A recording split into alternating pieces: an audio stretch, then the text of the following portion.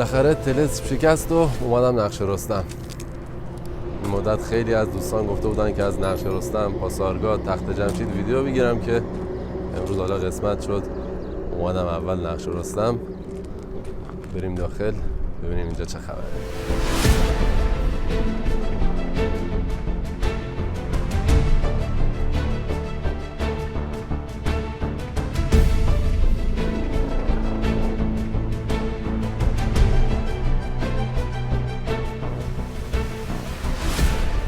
تازه وقتی میای داخل میفهمی اباحت و عظمت اینجا چقدره. برای کسایی هم که نمیدونن نقش رستم کجا است، ما الان تقریبا 6 کیلومتری غرب تخت جمشید پایتخت آیینی و تشریفاتی هخامنشیان هستیم و 4 کیلومتری جنوب غرب شهر استخر، زادگاه ساسانیان.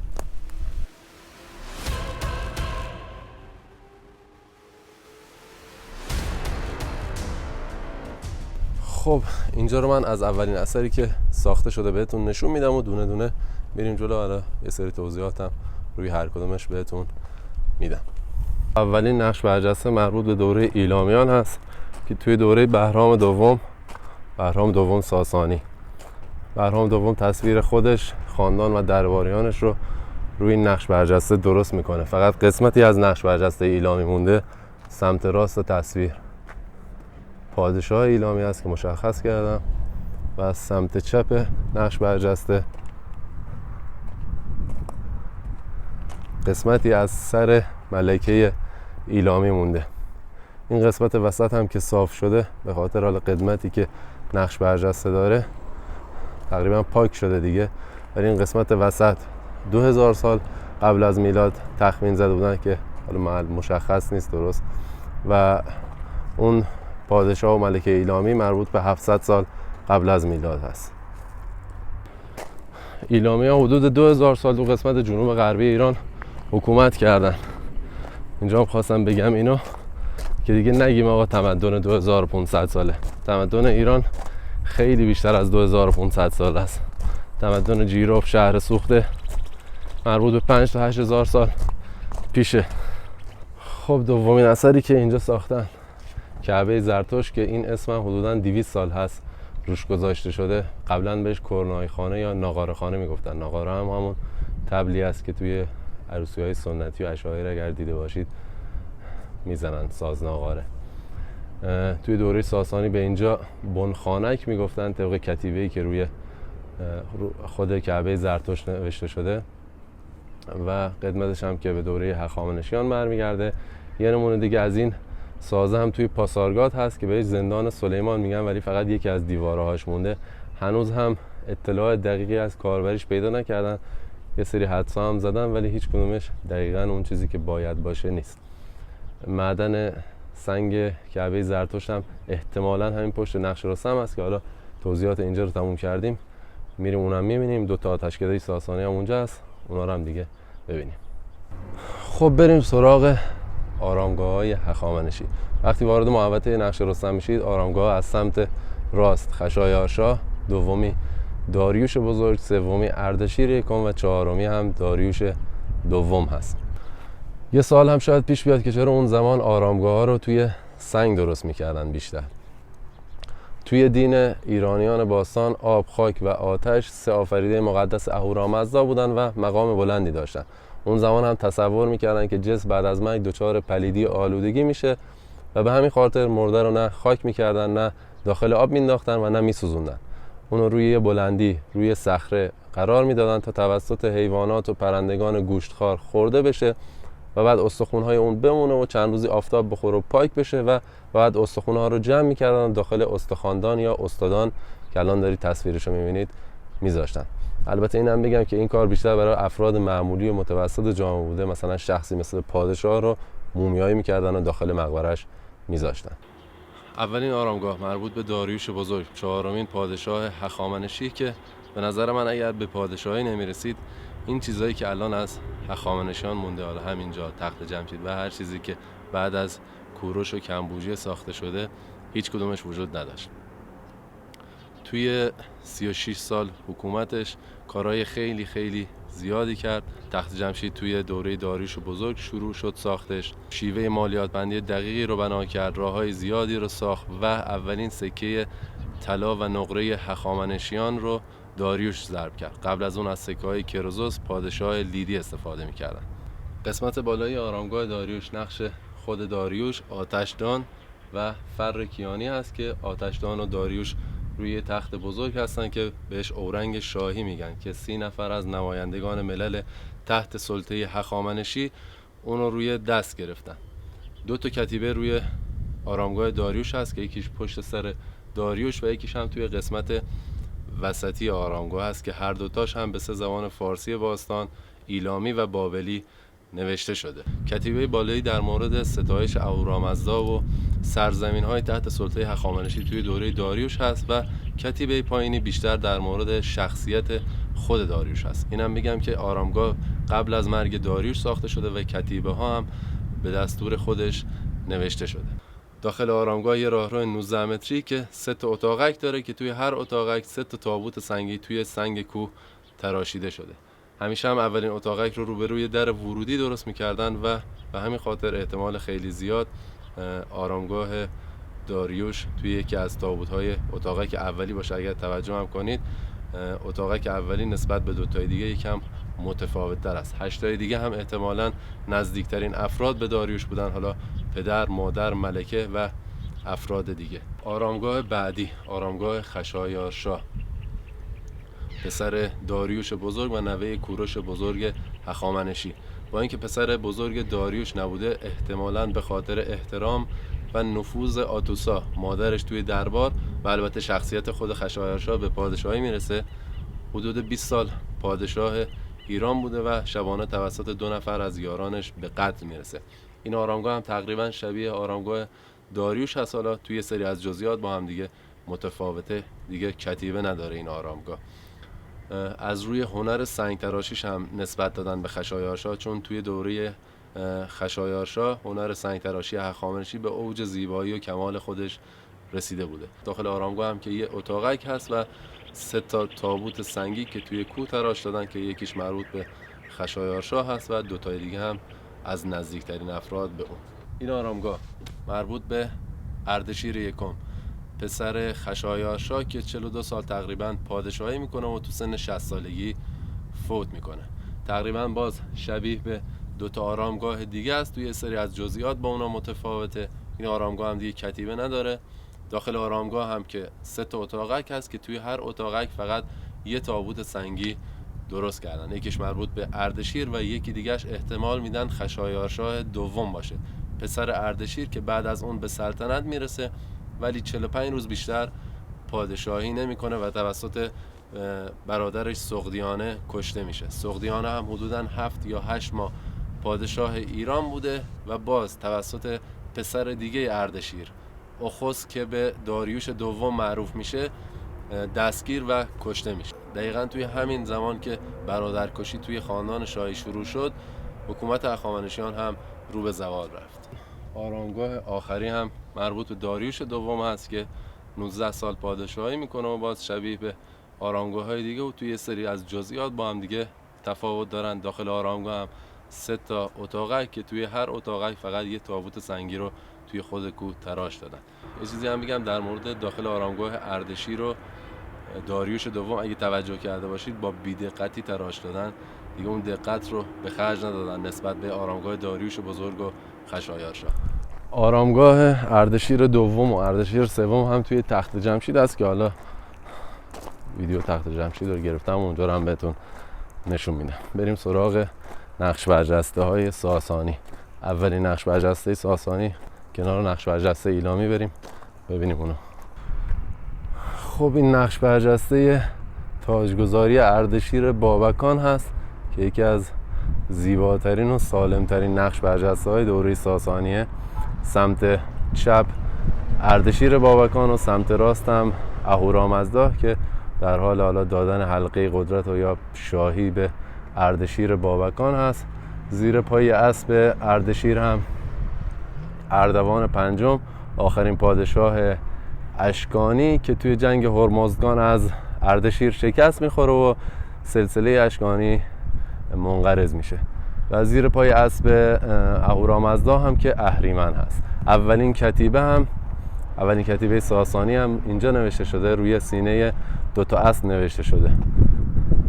نقش برجسته بعدی مربوط به شاپور یکم که دارید توی تصویر میبینید، پسر اردشیر بابکان که توی دوره حکومتش 3 بار امپراتوری روم رو شکست میده و به خاطر این پیروزی ها 3 تا نقش برجسته درست میکنه که یکیش اینجا هست، یکیش توی تنگ چوگان و یکیش هم توی دارابگرد.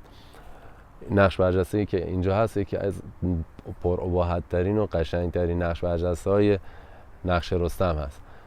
اولین امپراتوری که شکست میده گوردیانوس جوان بوده که توی جنگ کشته میشه. دومی فیلیپ عرب بوده که درخواست صلح میکنه و 500,000 دینار غرامت میده به شاپور. و سومی هم والریان بوده که توی جنگ اسیر میشه. توی این نقش برجسته شاپور سوار بر اسب، فیلیپ عرب هم که زانو زده و دستش رو همونجور که میبینید دراز کرده که نشانه صلح هست و والریان هم که وایساده و دستش توی آستینش هست و شاپور آستین والریان رو گرفته. توی نقش برجسته تنگ چوگان هست فکر کنم که گوردیانوس جوان زیر پای اسب شاپور هست که اون هم نشونه کشته شدن هست. شاپور یک کتیبه هم روی کعبه زرتشت نوشته که مهمترین سند تاریخی دوره ساسانی هست. کلا شرح این جنگ‌ها، این 3 تا جنگی که توضیح دادم بهتون رو توی اون کتیبه نوشته. کل آتشکده هایی که توی اون زمان ساخته شده رو، کل ایالت هایی که جزو قلمرو ایران بودن، تمامی اسمها و مقامات خاندان شاهی از جدش ساسان تا زمان خود شاپور، در مورد سپاسگزاری از خدا که این قدرت رو بهش داده، باز توی این کتیبه نوشته شده و حالا یه سری چیزهای دیگه. پشت نقش شاپور اگه توجه کرده باشید یه نقش برجسته است که مربوط به کرتیر هست، موبد ساسانی که از زمان اردشیر تا بهرام دوم ساسانی توی دربار بوده و اوج قدرتش هم توی زمان بهرام دوم بوده. اگه توجه کرده باشید یه اینطور حرکتی هم رو انجام داده، انگشت اشارش رو خم کرده که این حرکت توی دوره ساسانی نشونه احترام بوده. نقش برجسته بعدی هم مربوط به بهرام دوم هست که زیر آرامگاه داریوش بزرگ هست. یه نقش برجسته اینجا هست، یه نقش برجسته هم که همون اول نشون دادم بهتون روی نقش برجسته ایلامی درست کرده بودن. این نقش برجسته هم که هر دوتاش تقریبا شبیه هم، حالا بالایی تخریب شده زیاد ولی پایینی سالم‌تره که در حال شکست دشمن هست توی هر دوتا نقش برجسته. نقش برجسته بعدی مربوط به نرسی است، در حال گرفتن حلقه قدرت از آناهیتا. حالا یه عده‌ای هم اعتقاد دارن که این تصویر آناهیتا نیست و تصویر شاپور دختک همسر نرسی است، چون آناهیتا مقام بلندی داشته، حتی از اهورامزدا هم مقامش بلندتر بوده و به خاطر اینکه حالا توی این تصویر کلاه نرسی از آناهیتا بلندتره، یه عده حالا میگن که شاپور دختک است. دیگه توی این تصاویر و این نقش برجسته ها کامل با شکل و پوشش دوره ساسانی هم برای مردها هم برای زنها رو توی این تصویر کامل مشخصه که چه پوششی داشتن اون زمان. نقش برجسته بعدی مربوط به هرمز دوم پسر نرسی. نرسی پسر شاپور یکم بود. هرمز دوم پسر نرسی هست که زیر آرامگاه اردشیر هم هست نقش برجستش. این هم تقریبا هم شکل با بهرام دومه ولی دیگه اینجا کلا دیگه اسب سرنگون شده توی این نقش برجسته. بالاش هم یه نقش برجسته نیمه کاره بوده که احتمال میدن به پسر هرمز دوم آذرنرسی باشه. اون قسمتی که مشخص کردم که نیمه کاره مونده چون چند ماه بیشتر پادشاهی نمیکنه و توسط روحانیون برکنار میشه از پادشاهی. واقعا چقدر هنر داشتن که به این زیبایی توی این سنگ این نقشا رو در آوردن. حالا چه این نقش برجسته ها، چه آرامگاه ها.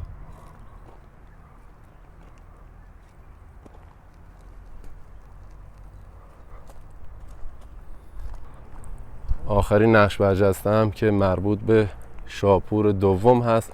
البته زیاد شکل پادشاه تو این مشخص نیست، ولی احتمال میدن که شاپور دوم باشه که زیر آرامگاه داریوش دوم هست. پسر هرمز دوم هست که وقتی که آذرنرسی رو برکنار میکنن، یا حالا یه داستانی هم هست که میگن هنوز شاپور دوم به دنیا نیامده بوده و تاج پادشاهی رو روی شکم مادرش میذارن. از همون موقع پادشاه ایران میشه. طولانی ترین پادشاهی رو توی کل پادشاه‌های ایران شاپور دوم داشته که حدوداً 70 سال پادشاهی میکنه. یه صفحه تراشیده شده هم اینجا هست که اینم مربوط به دوره ساسانی هست که دیگه فرصت نشده، حتما اواخر دوره بوده که نقشی رو روش در بیارن. بچه ها این قسمت هم یه چاه باستانیه که خالیش نکردم، ولی فقط این اطرافش مشخصه که تراش داده شده.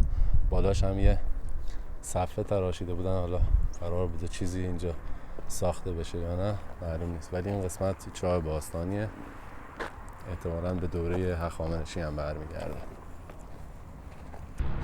از این بیرون بهتر معلومه که دیوارها ریخته کامل، این خاکریز این قسمتی.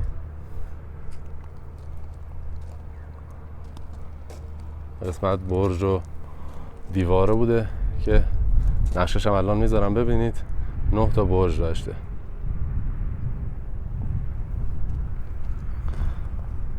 خب دوستان اینجا تموم شد. یه چیزی هم که در مورد کعبه زرتشت یادم رفت بگم اینه که یه اتاقک هم داره، 2.5 در 2.5 از اتاقکش 30 تا پله میخوره میره توی اتاقک. بریم معدن سنگ کعبه زرتشت رو هم ببینیم با 2 تا آتشکده. این هم 2 تا آتشکده ساسانی.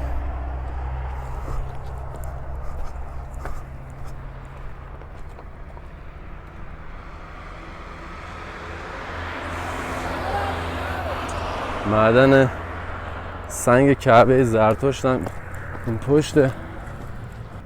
میبینید این قسمت ها رو تراش دادن که سنگ ها رو بعد تکه تکه میکردن و میبردن و استفاده میکردن. این قسمت اون پشت باز،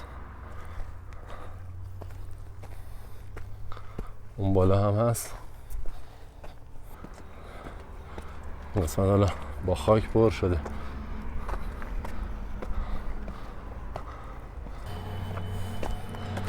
اینجا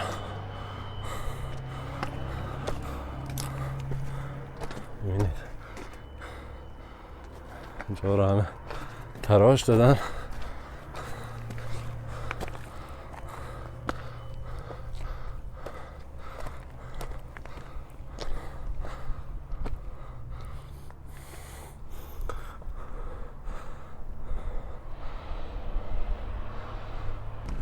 خب دوستان امیدوارم که تونسته باشم اندکی به اطلاعات تاریخیتون اضافه کرده باشم و ممنون که تا آخر ویدیو با من همراه بودید. امیدوارم که از این ویدیو هم خوشتون اومده باشه. یادتون نره مثل همیشه که ویدیو رو لایک کنید، کامنت بذارید و اگر کانال رو هم سابسکرایب نکردید دکمه قرمز سابسکرایب رو بزنید. دمتون گرم و تا ویدیو بعدی فعلا.